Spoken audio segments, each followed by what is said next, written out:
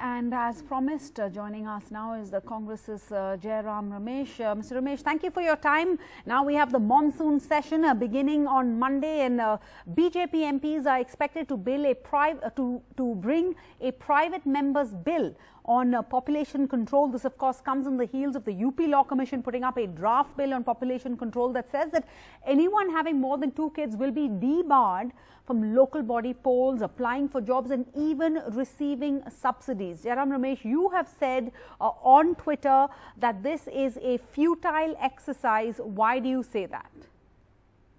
I think it's completely ill-informed because it flies in the face of facts that were presented by the BJP government's own economic survey that was tabled in Parliament in July of 2019, just 2 years ago. And it flies in the face of all the evidence that has been gathered by government agencies, by government surveys, that in state after state, in South India, in North India, in Western India, in Central India, in Northeastern India, Eastern India, fertility rates have fallen much faster than what we expected. And most states, almost all states in India have fallen to the replacement level of fertility, what's called the total fertility rate of 2.1. Most states are below 2.1. And by the year 2025, we probably will have only one state, which is Bihar, which would be still about 2.1. And Bihar also will reach 2.1 by the year 2030. Now, this 2.1, Sarah, is very important because what happens when a population's fertility rate falls to below 2.1 and keeps falling, after a generation or two, population begins to stabilize and begins to decline. In fact, Kerala was the first state to reach this level in 1988. Then Tamil Nadu reached it in 1993, and subsequently other states followed. Now, today in Kerala, you are looking at a problem of aging. In Tamil Nadu, you're looking at a problem of aging. So this is the dynamics of population growth. And I think what the BJP members of parliament have done, they've not even read their own economic survey that was presented in July of 2019 by Nirmala Sitharamanji, the finance minister. And the facts in that survey completely contradict the assumptions of the private members' bills. You say most states, but where does UP stand in this? You've talked about Kerala, Tamil Nadu. Where does UP stand? UP right now currently is probably somewhere around 2.4. The survey for UP has not been published. The results have been gathered. It's awaiting publication by the Ministry of Health and Family Welfare. 6 or 7 states remain to be published because of COVID. Apparently, there was some delay. So UP stands at about, probably my own estimate is that it probably is somewhere around 2.4.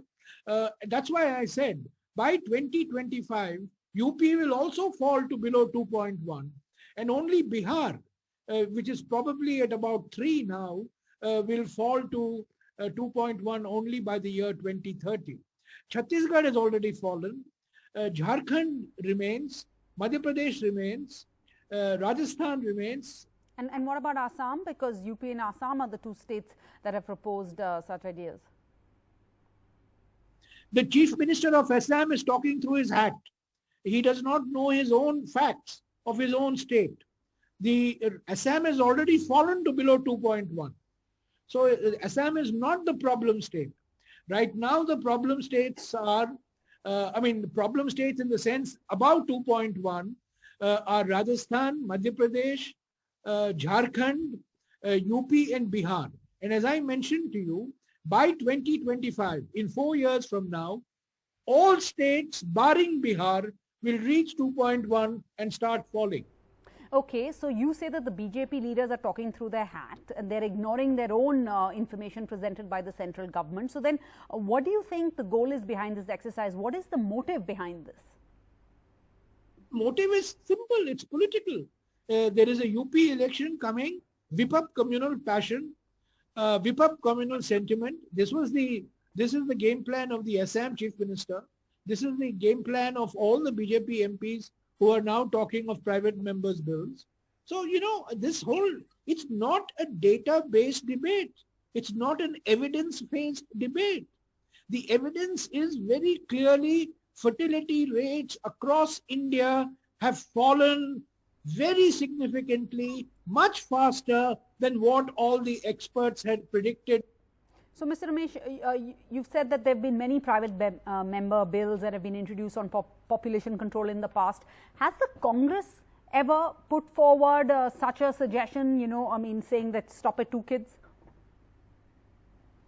To the best of my knowledge and to the best of my memory, I don't think there's been any Congress member of Parliament who's actually said that any person with more than 2 kids, will not get any government benefit, will not be allowed to contest elections.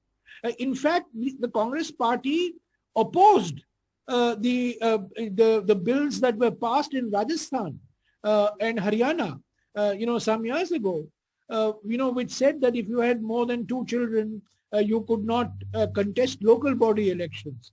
We opposed it. We raised it in Parliament and we passed an amendment to the motion of thanks to the President.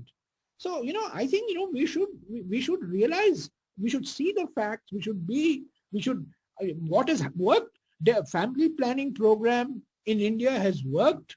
Economic growth has been a great impetus in the last 25, 30 years. Urbanization has been a great positive force. I think India can take legitimate pride that barring this period of 1975 to 1977, the period during the emergency, where the sterilization program took place, compulsory sterilization, India can take legitimate pride that it has reached replacement levels of fertility through democratic means, not through coercion, through voluntary means, through persuasion, through economic growth, through the spread of female education and literacy. And instead of being proud about our achievement, I think we are running down our own achievements. Mr. Ramesh, thank you for your time. Thank you for joining us with your views.